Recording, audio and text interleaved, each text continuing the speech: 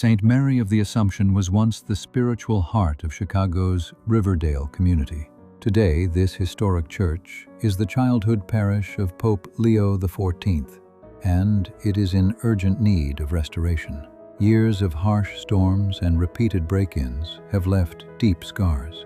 The roof now has two large gaping holes, allowing water to pour inside and threaten the entire structure. St. Mary's was recently named one of Chicago's 7 most endangered buildings of 2026.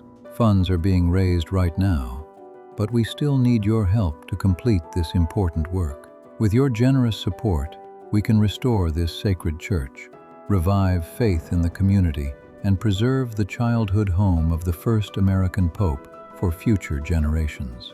Every donation makes a real difference. Please donate today.